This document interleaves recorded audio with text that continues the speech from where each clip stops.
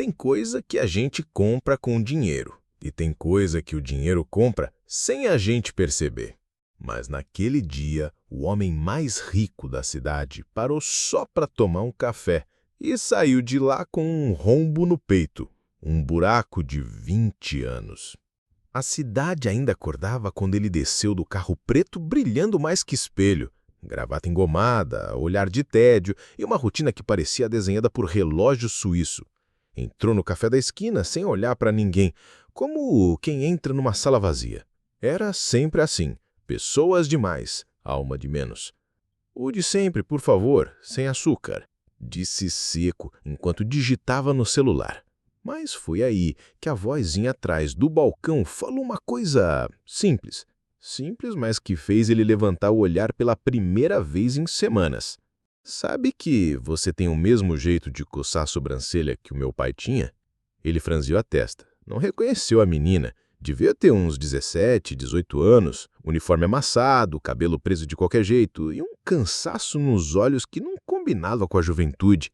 Tinha algo nela que inquietava, mas ele fingiu que não ouviu. "Seu café, senhor." "Obrigado." Pegou o copo e virou as costas.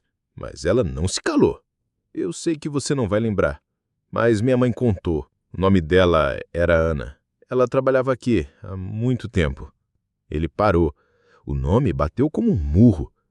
"Ana? Ana quê?" A menina assentiu, com meio sorriso triste. "Ela morreu há 2 anos, mas antes de partir, me fez prometer que um dia eu te contaria." O silêncio lá dentro virou gelo. Até o barulho da máquina de café pareceu parar para ouvir. Ela respirou fundo, ajeitou o avental e disse: "Eu sou sua filha." E foi aí, meu amigo, que o café mais caro da vida dele começou a queimar por dentro. Tem gente que vê assombração em casa velha, mas o maior fantasma do milionário estava vivo, servindo café. Ele ficou parado, mudo, com o copo na mão e a alma vazia. Era como se as palavras dela tivessem arrancado o chão e ele tivesse caído direto no passado.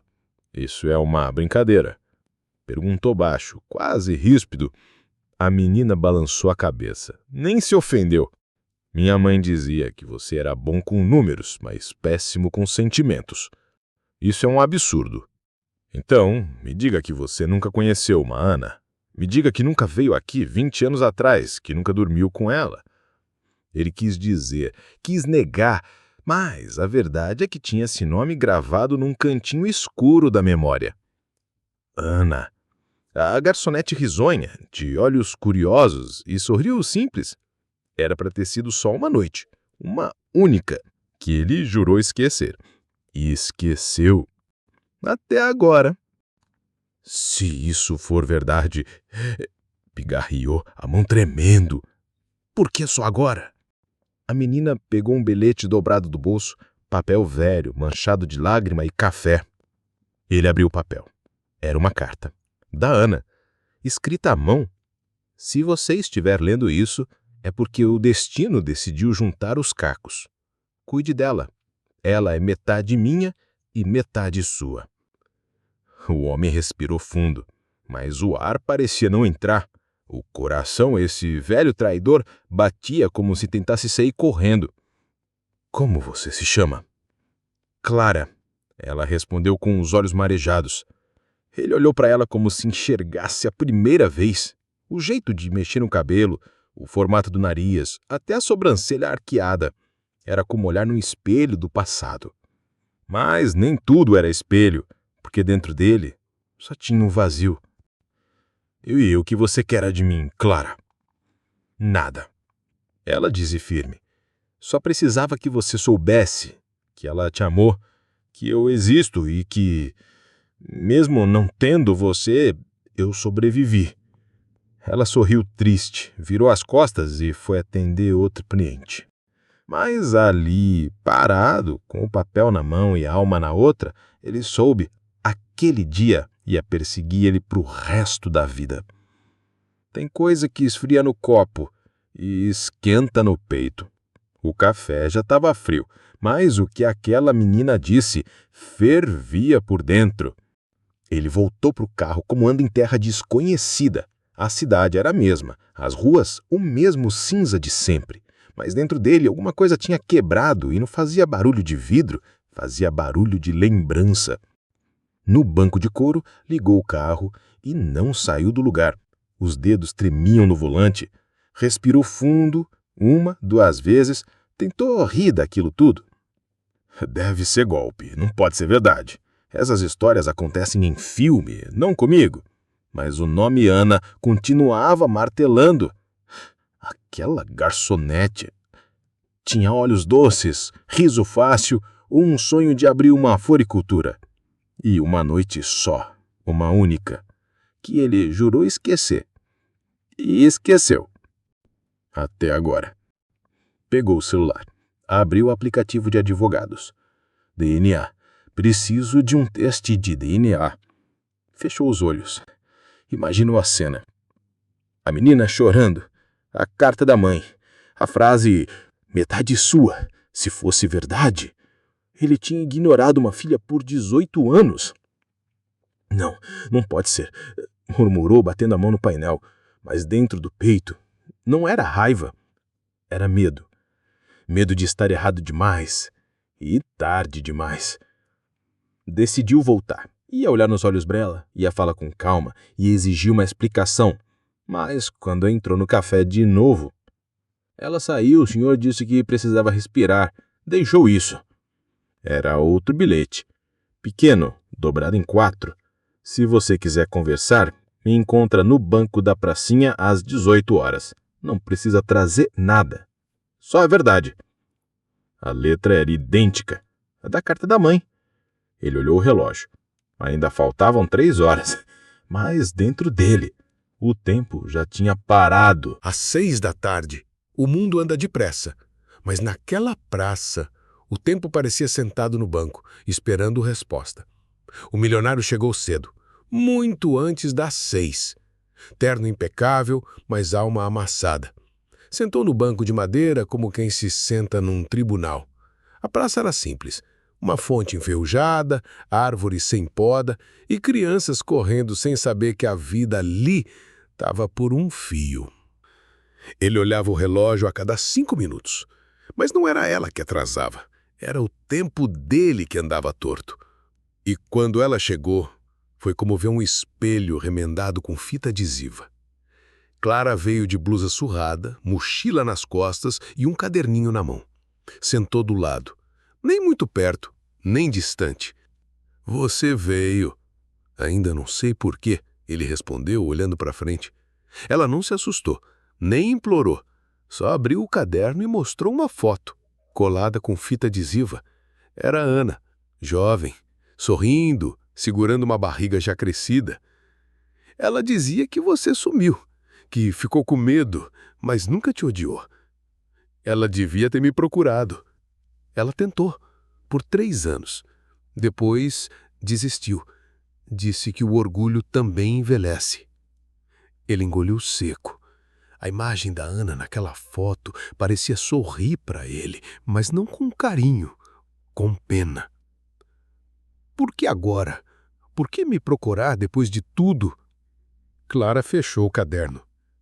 Eu tenho 18 anos e agora posso decidir por mim.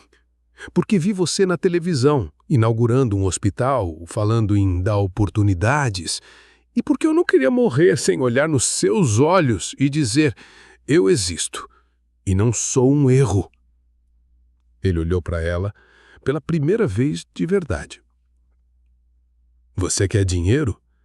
Não. Você quer meu nome? Também não. Então, o que você quer, Clara? Perguntou com a voz mais baixa que já teve. Ela ficou em silêncio. Olhou para o céu. As nuvens, naquele fim de tarde, pareciam costuradas por saudade. Quero saber se você sente alguma coisa, qualquer coisa. Porque mesmo sem te conhecer, eu sempre senti. O silêncio entre os dois era mais pesado que o banco em que estavam. E foi nesse silêncio que ele percebeu que estava tremendo. Não de frio, mas de vergonha. Tem coisa que a gente enterra com flores. E tem coisa que a gente enterra com silêncio. A história dele com Ana, ele tinha enterrado com as 2 mãos, mas agora a semente dava fruto e se chamava Clara. Na manhã seguinte, ele apareceu no escritório mais cedo que o normal. Secretária assustada, assistente sem entender nada. Mas ele sabia o que queria. Preciso puxar arquivos. 20 anos atrás. Registro de funcionários da antiga unidade da cafeteria. Nome Ana. Ver se houve algum processo trabalhista, alguma comunicação posterior. Claro, senhor, a assistente gaguejou. Em menos de 1 hora, a ficha veio. Ana Cristina Lopes, funcionária por 9 meses. Saiu sem aviso. Nenhuma reclamação, nenhum processo, nada. Isso é tudo? Ele perguntou, incomodado. É o que consta, senhor. Mas tinha algo que incomodava. Se ela queria dinheiro, tinha sido a chance. Se queria escândalo, também. Mas Clara não queria nada. Só ser reconhecida. Saiu do escritório e foi direto para o consultório de um velho amigo, Dr. Lauro, clínico e advogado, da confiança dele. Quero fazer um teste de DNA, em sigilo, particular. Vai assumir um filho, meu amigo? Lauro perguntou com aquele riso debochado de gente que acha que já viu tudo. Não sei, ele respondeu, mas acho que uma parte de mim quer saber se eu sou mesmo o canalha que eu fingi não ser. Lauro ficou sério. Você já sabe que é ou ainda está tentando decidir? Ele ficou mudo. A frase bateu fundo, como soco com luva de veludo. Saiu dali com uma ordem de coleta marcada para o dia seguinte. Mandou uma mensagem para Clara, discreta, com horário e local. Ela respondeu com um simples, eu vou. Mas quando ele voltou para casa naquela noite, a coisa desandou. A esposa esperava na sala, celular na mão, rosto em fogo. Quem é Clara? O sangue dele gelou. Como você sabe disso? Porque ela me mandou uma mensagem, disse que era sua filha. Isso é complicado. Complicado é você ter uma filha de 18 anos e eu descobri por ela. A briga estourou como bomba de dor. Ela gritou, ele tentou explicar, mas palavras não sustentam uma casa que já está trincada. Quantas outras tem por aí, hein? Quantos cafés você esqueceu de pagar? Ele quis dizer que não era assim, mas sabia que era. E quando ela bateu a porta do quarto, ele ficou ali, sozinho. Mais sozinho do que antes de saber que tinha uma filha. Tem noite que a gente dorme para descansar. E tem noite que a gente dorme para esquecer que está vivo. Naquela noite, o milionário não dormiu. Ficou sentado na poltrona da sala com o abajur aceso, olhando para a própria mão, como quem procura uma explicação entre as linhas da tele. A esposa não desceu. O filho mais novo não apareceu. O celular, mudo. E o coração, barulhento demais. Ele tentava justificar. Dizia para si mesmo que foi só um erro, uma noite, um tropeço do passado. Mas quanto mais tentava se convencer, mais via os olhos da Clara.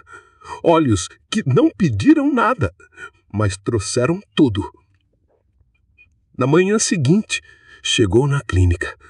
Ela já estava lá, sentada na recepção com a mesma mochila surrada e um caderninho na mão. Levantou quando viu ele. Não sorriu, mas também não desviou.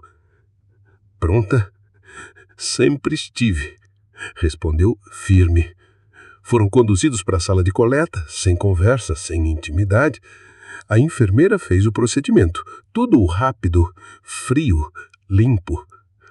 Ao sair, ele quebrou o silêncio. Você tem medo do resultado? Eu tenho medo de não sentir nada, mesmo que seja positivo.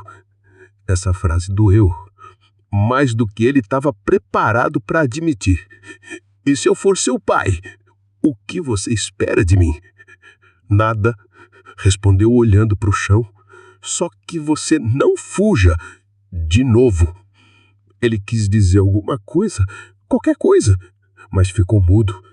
e ela foi embora como quem deixa um envelope sem remetente. Nos dias seguintes, ele tentou voltar à rotina. Reuniões, gráficos, jantares com investidores, mas tudo parecia embaçado. Na reunião de conselho, alguém notou: "Você tá bem, Álvaro?" "Tô cansado." Mas não era cansaço, era culpa. À noite, em casa, a esposa mal olhava na cara dele. O filho mais velho, que tinha 21 anos, perguntou na lata: "É verdade, aquela menina é sua filha?" Ele hesitou: "Talvez. Tô esperando o teste." "Engraçado, você sempre disse que a família era a base de tudo." "E é. Então por que vive derrubando a fundação?" Foi como um tapa, dado com a sinceridade de quem não tem mais medo de machucar. No dia seguinte, o resultado chegou. Envelope lacrado, frio, pequeno, pesava como se carregasse pedras. Ele abriu com as mãos trêmulas. Leu uma vez, duas. A frase estava lá, inconfundível. Compatibilidade genética 99,98%. Vínculo biológico confirmado. Clara era sua filha. Não havia mais desculpa. Não havia mais volta. Só havia o silêncio e o gosto metálico da vergonha, que parecia sangue. Tem nome que pesa mais que pedra. E naquele dia, Clara carregava o nome Filha, como quem carrega uma mala que nunca pediu. Ela recebeu o resultado antes dele. A clínica mandou cópia. Ela leu em silêncio, sentada na cama do quartinho que dividia com uma colega de trabalho. Não chorou, mas o olho parecia molhado por dentro. Pegou o celular, mandou uma única mensagem: "Eu sei. Obrigada por me deixar saber. Agora é com você." E apagou a conversa logo depois. Esperou uma resposta, uma ligação, uma palavra, mas nada. O homem que tinha tudo sumiu. Álvaro, o milionário das manchetes, o pai sem querer, o empresário dos sorrisos falsos, se enfiou num silêncio profundo. Desligou notificações, recusou entrevistas, cancelou aparições públicas. Dizia para os sócios que era estafa, para os filhos que era trabalho, para si mesmo que precisava de tempo. Mas o tempo, meu amigo, não cura silêncio. Só faz o eco do que não foi dito ficar mais alto.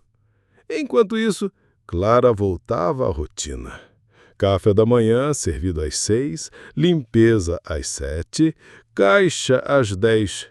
Às vezes, clientes comentavam: "Você viu o dono da rede tal na TV ontem? Bonito, né?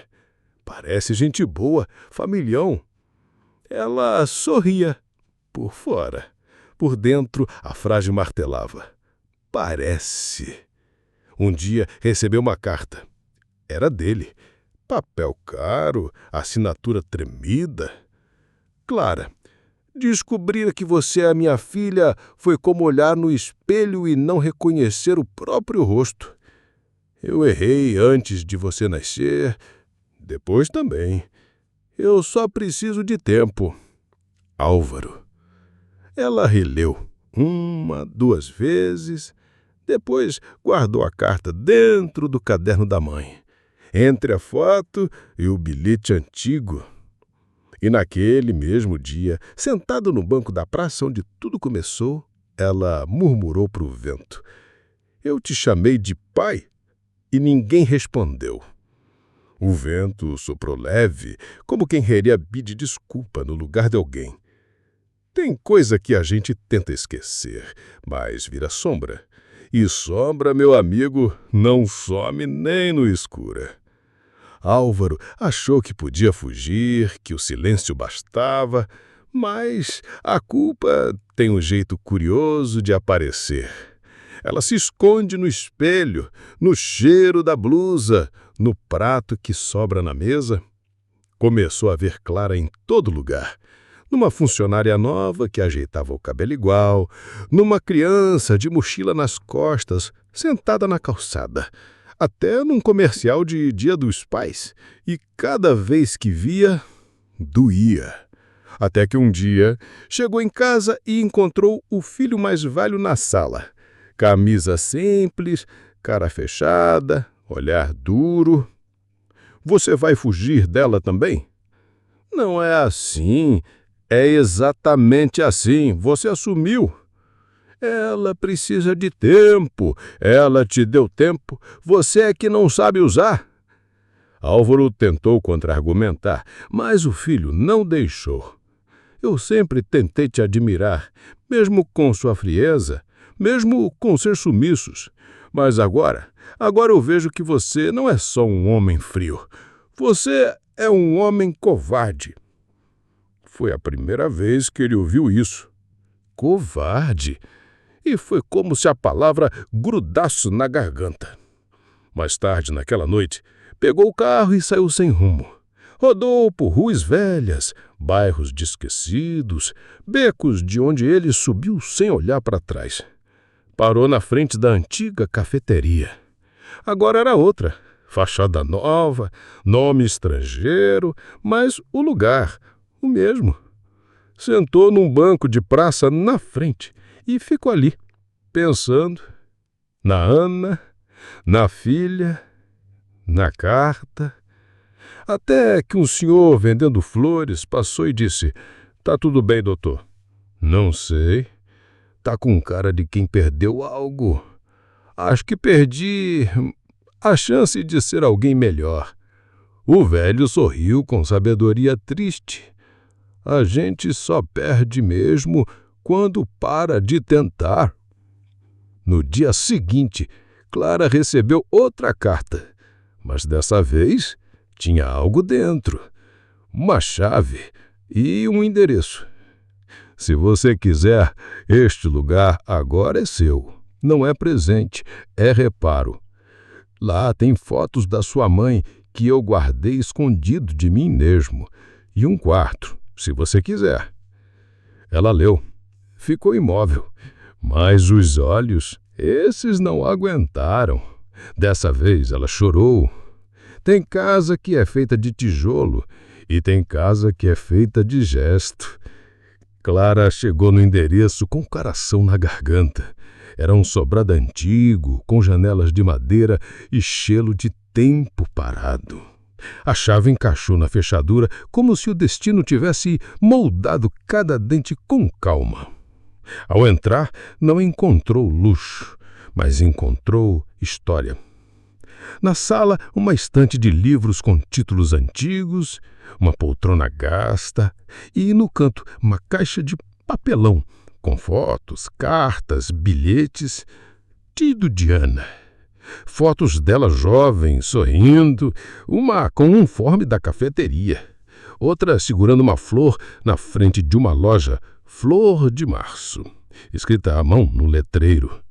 No fundo da caixa, uma agenda, de 2005. E lá estava. 11 de abril.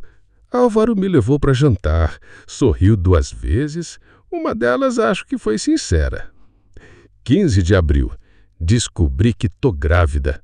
Ainda não sei se conta. Ele tem uma vida gigante. Eu só tenho medo. Clara fechou a agenda com cuidado. Parecia que a mãe ainda sussurrava ali dentro. Subiu as escadas. No segundo andar, um quarto com paredes limpas, uma cama de solteiro e, sobre a escrivania, um porta-retrato vazio. Ao lado, um bilhete curto, para você colocar o que quiser. Comece sua história aqui. Ela se sentou na cama. Não sabia se chorava ou sorria, mas sabia que algo, enfim, estava começando. Do outro lado da cidade, Álvaro olhava para o celular, esperando nada, mas recebeu uma foto. Era o quarto e no porta-retrato uma selfie dela, sorrindo, segurando uma margarida. A legenda dizia: primeira flor da nova floricultura. Ele largou o celular e olhou para o teto. Sussurrou baixinho. Ana, ela herdou seu jardim. No dia seguinte, Clara voltou à cafeteria. Pediu demissão. Vai abrir um negócio? Perguntaram. Não, vou abrir um lugar onde a gente se sente vista. E assim nasceu a nova Flor de Março. Uma floricultura pequena, com um cheiro de lavanda e paredes de memória. Mas o mais bonito era o quadro na entrada. Foto de Ana segurando Clara bebê com a frase: ela me deu a vida, agora eu planto a dela no mundo. E de vez em quando Álvaro aparecia, entrava tímido, comprava uma flor, sentava no banco da praça em frente. Clara fingia que não via, mas sempre colocava a flor mais bonita no balcão. E sorria, baixinho, porque tem gente que nasce invisível, mas não nasceu para viver apagada, não. Tem lugar que a gente entra para comprar e tem lugar que a gente entra para se encontrar. A Flor de Março já estava de portas abertas fazia 3 semanas. Era pequena, colorida e viva, igual a Clara. Tinha cheiro de terra molhada, som de sinos de vento e alma de quintal de vó. E foi ali, num fim de tarde nublado, que Álvaro entrou. Sem gravata, sem seguranças, sem armadura. Só ele e um vasinho de esperança nas mãos. Clara fingiu surpresa, mas o coração já batia desenfreado antes dele abrir a porta. Boa tarde, ele disse. Boa tarde, ela respondeu, sem ironia. Ele olhou ao redor, tocou os vasos, cheirou uma rosa, parou diante de um arranjo de girassóis. Esses eram os preferidos da sua mãe. Eu sei, ela disse com os olhos brilhosos. Silêncio. Até que ele respirou fundo. Clara, posso falar como pai? Não como milionário, nem como arrependido. Só pai. Ela assentiu, mas não falou nada. Eu não sei fazer isso. Nunca soube. Com você, com seus irmãos, nem comigo mesmo. Mas estou aqui porque não quero perder você como perdi ela. E eu sei que não tenho direito a muita coisa, mas se você deixar, queria estar aqui, no seu mundo, com as flores, com o que sobrou da gente. Ela olhou nos olhos dele e dessa vez viu um homem. Não uma pose, não um nome, um homem. Eu não sei se consigo te chamar de pai agora. Tudo bem, me chama de Álvaro então, ou de visitante. Mas você pode começar vindo aos sábados, ajudar a montar os arranjos. Ele sorriu de verdade, pela primeira vez em muito tempo. É um começo. É o que temos, ela disse. E foi assim que, aos poucos, ele começou a frequentar aquele mundo colorido, ajudava a regar, errava os nomes das plantas, aprendia a diferença entre azaleia e antúrio. Mais que tudo, aprendia a ouvir. E um dia, sem querer, Clara disse, pai, pega aquele vasinho ali. Ela não percebeu, mas ele sim. E ficou parado, com o coração apertado, segurando aquele vasinho como se fosse um troféu. Porque tem palavra que não precisa de festa, só precisa sair da boca da pessoa certa. E naquele momento, ele foi enfim chamado de pai. Tem presente que chega, e tem presente que fica preso no passado, esperando alguém abrir. Clara estava organizando o estoque da floricultura quando achou uma caixa no fundo do armário, marcada com a caligrafia da mãe. Não abrir antes de fazer 18. O coração dela disparou, as mãos suaram, sentou no chão, cercada de vasos e terra, e respirou fundo antes de levantar a tampa. Lá dentro, uma carta e um pequeno envelope pardo, amarelado pelo tempo. A carta era longa, escrita à mão, com tinta desbotada, mas cada palavra parecia viva. Filha, se você chegou até aqui é porque já tem idade para saber. Eu te criei com o que eu tinha: coragem, amor e uma saudade que eu escondia nos bolsos. O homem que te deu a vida não te criou, mas te deixou um traço bonito, o olhar curioso. Ele não soube o que fazer comigo e eu não soube o que fazer com a ausência dele. Mas nunca o odiei, só guardei a parte boa. Esse envelope era para ele. Eu escrevi, mas nunca entreguei. Talvez agora você consiga. Clara segurou o envelope como se fosse vidro. Era leve, mas pesava como chumbo. No remetente, Ana Cristina. No destinatário, Álvaro Brandão. Sem endereço, sem data. Ela não abriu, guardou no bolso. E naquela mesma tarde atravessou a cidade até a casa dele.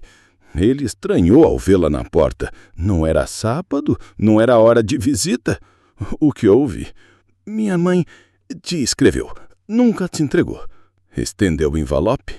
Ele pegou com delicadeza, como se a própria Ana estivesse ali dentro. Posso... É para você. Ele abriu com os olhos já marejando. A carta era simples, direta e dolorosa.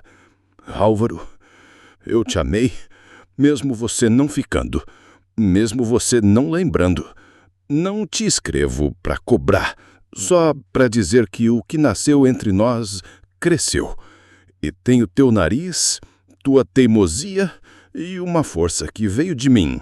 Se um dia o destino te levar até ela, não fuja, porque a Clara é o que eu tenho de mais bonito no mundo.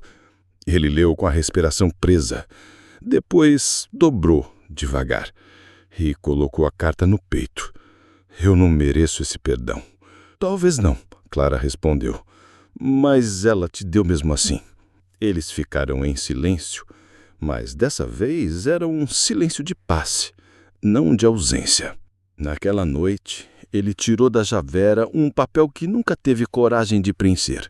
Reconhecimento de paternidade. Assinou. Data 11 de abril. Mesmo dia do jantar com Ana 20 anos atrás. Porque tem flor que nasce tarde, mas ainda assim floresce. Tá vendo, mãe? Eu tô florendo. Tem papel que vale mais que dinheiro. E aquele com 2 assinaturas no rodapé valia um passado inteiro. Álvaro entregou a certidão retificada numa pastinha azul, como quem entrega um presente embrulhado de nervo e coragem. Clara segurou com as 2 mãos. Olhou, leu devagar. Nome completo. Clara Lopes Brandão. As palavras pareciam saltar do papel. Ela leu de novo só para ter certeza que estava ali. Brandão. Você tem certeza disso? Perguntou a voz baixa. É pouco, mas é tudo o que eu posso te dar. Com o meu nome. Agora. Ela fechou os olhos. A respiração saiu trêmula e, quando abriu, havia um sorriso sincero, delicado e um choro contido nos cantos do rosto. Minha mãe dizia que nome é raiz, que a gente pode crescer torta, mas precisa ter onde firmar o pé. Ele assentiu e ali, pela primeira vez, sentiu orgulho do que era e não só do que tinha. Nos dias que seguiram, o mundo mudou sutilmente. A Flor de Março ganhou uma placa nova. Clara Brandão, florista e fundadora. No rodapé, uma frase em letras pequenas. Em memória de Ana Cristina, em flor por ela. Os vizinhos começaram a notar. A clientela crescia e o sorriso dela também. O Álvaro virou presença constante, ajudava com contas, fazia café ruim, derrubava vasos e amava tudo isso. Numa manhã qualquer, ele apareceu com um presente, uma moldura de madeira, simples, mas elegante. Dentro, 2 fotos ao lado. À esquerda, Ana, jovem, com uma margarida no cabelo. À direita, Clara, adulta, com o mesmo sorriso. 2 flores, a mesma raiz, ele disse. Clara pendurou no centro da loja e todo mundo que entrava parava para olhar, porque às vezes a gente não precisa explicar tudo, basta mostrar. Mas naquela mesma semana, uma mulher idosa entrou, olhou a foto, olhou para Clara e disse: essa moça era minha vizinha. Ela falava de você todo dia. Dizia que um dia a flor dela ia achar a luz. Clara não respondeu. Só segurou a mão da senhora e apertou, porque tem coisa que a gente responde com o toque. Na saída, ela olhou para o céu e sussurrou: tá vendo, mãe? Eu tô florindo. Tem gente que faz um filho. E tem gente que faz morada dentro da vida do filho. Meses se passaram desde a assinatura do sobrenome. Mas foi no cotidiano que a história de Clara e Álvaro começou de verdade a ser escrita. Não teve discurso, nem festa. Teve o barulho da porta abrindo aos sábados cedo. Teve o jeito estabanado dele carregando vasos pesados. Teve a paciência nova com os espinhos das roseiras. E o silêncio bom, daquele que não pesa. Na floricultura, os dois se tornaram dupla. Ele cuidava das orquídeas, ela dos arranjos. E juntos montavam as cestas personalizadas com bilhetes que ela escrevia à mão para quem merece flor e perdão. Num domingo qualquer, enquanto ajeitavam a vitrine, Álvaro perguntou: você se lembra da primeira flor que vendeu aqui? Claro, foi uma margarida, para uma moça grávida, ansiosa e sorridente. E o que ela disse? Que queria dar ao filho tudo o que ela não teve. Ele parou, olhou para Clara, e o tempo pareceu parar também. A Ana te deu tudo o que podia. E o resto, ela completou sorrindo, tô encontrando com você. Naquela hora, um garotinho de uns 7 anos entrou com uma moeda na mão. Tem flor de R$1. Clara riu. Tem sim, mas só se você me contar para quem é. Para minha mãe, ela tá triste. O menino pegou uma margarida das mais simples. Saiu saltando. Álvaro ficou parado observando. Às vezes a gente complica tudo, né? Às vezes a gente acha que só tem valor o que custa caro. E no fim, ele completou: uma margarida resolve. Nessa noite, Clara foi para casa mais leve. O coração já não era dividido entre ausência e presença. Agora era inteiro. Porque mesmo que o passado ainda adoece, o presente estava curando. E Álvaro, no caminho de volta, parou o carro no acostamento. Olhou para o espelho retrovisor e murmurou para si mesmo: pai é quem fica para regar. Sim, ele ficou. E ela floresceu. Tem sonho que dorme com a gente por anos, mas quando acorda, muda tudo ao redor. Clara acordou naquele sábado com cheiro de coisa nova no ar. Um vento diferente, o sol entrando pela janela com delicadeza, quase pedindo licença. Vestiu a blusa da floricultura, prendeu o cabelo com o laço que a mãe lhe deu aos 12 anos e desceu com um sorriso leve. Mas ao chegar na loja, estranhou o silêncio. A porta estava entreaberta. Luz apagada? Empurrou devagar. Lá dentro, uma surpresa. O chão coberto de pétalas. As luzes acesas de forma suave. E no centro, uma mesa com um bolo simples, suculento com uma única vela acesa. Álvaro estava lá. Ao lado, o filho mais velho, a esposa com o olhar que misturava mágoa antiga e um começo de trégua. 2 funcionários, 2 vizinhos, a senhora da pracinha. E no fundo da sala, um mural novo, com dezenas de fotos de flores e bilhetes de clientes. No topo, a frase: aqui florescem histórias que não desistiram de nascer. Clara congelou na porta. E quando deu um passo para dentro, Álvaro falou: hoje não é seu aniversário, nem feriado, nem data importante. Mas é o dia em que eu escolhi te dizer, diante de quem importa, que eu tô aqui. Que eu errei, mas que não vou embora. Ela tentou sorrir, mas a lágrima veio primeiro. Você não precisava fazer isso. Eu precisava sim, porque a minha vida inteira foi feita de coisas que eu não disse.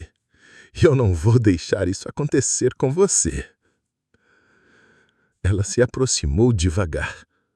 O bolo entre eles, o tempo entre eles, mas o amor, esse finalmente ali, inteiro. Ele estendeu um envelope. Isso aqui é o contrato de sociedade. Metade da floricultura é sua, a outra metade minha, mas não como empresário, como pai. Ela pegou o papel com as mãos trêmulas. Mas já é minha desde o primeiro dia. Agora está no papel e no peito. Ela olhou ao redor. As pessoas sorrindo. A loja cheia de cor. E sussurrou baixinho: mãe, o jardim que você sonhou tá de pé. Ele soprou a vela do bolo. Ela também. E pela primeira vez sopraram juntos. Porque quando o amor chega atrasado, não precisa correr. Só precisa ficar. Tem história que termina com ponto final, mas a de Clara terminou com raiz. A floricultura Flor de Márcio virou mais que um comércio. Virou ponto de encontro, refúgio, terapia com cheiro de lavanda. Clientes entravam para comprar flor e saíam com bilhete, abraço, lágrima. Ela cresceu, abriu filiais pequenas em bairros vizinhos, cada uma com um mural de fotos e frases da mãe, cada uma com um pedaço da menina que foi esquecida e escolheu perdoar. Álvaro não era mais o homem inacessível das colunas sociais. Virou presença, conselheiro, pai de verdade e não só no sobrenome. Um dia, Clara foi chamada para dar uma entrevista. Revista famosa. Perguntaram: você se considera bem-sucedida? Ela pensou, sorriu. Depende do que você chama de sucesso. Eu fui esquecida, mas nunca vazia. Fui filha sem colo, mas não sem raiz. Hoje tenho um nome, uma missão e um jardim onde cabem todos os que já foram invisíveis. O repórter ficou em silêncio. Anotou, mas não registrou o mais importante. Naquele dia, ela estava com a margarida no cabelo. No aniversário de 1 ano da primeira loja, fizeram uma festa simples. Bolo de fubá, chá de hibisco e uma música de fundo. Álvaro, emocionado, subiu num caixote e fez um discurso curto. Tem gente que acha que é rico por ter dinheiro, mas eu descobri que só fiquei rico de verdade quando ganhei o direito de ser chamado de pai. Silêncio. Aplauso. Choro contido. E no fim a Clara se aproximou dele e disse: você ainda tem medo? Todo dia. Mas agora eu fico. Eles se abraçaram ali, no meio das flores, do passado cicatrizado e do futuro que nascia cheiroso. E eu te digo, meu amigo, tem gente que nasce invisível, mas não nasceu para viver apagada. Ela brilhou e ensinou o velho milionário a florir também.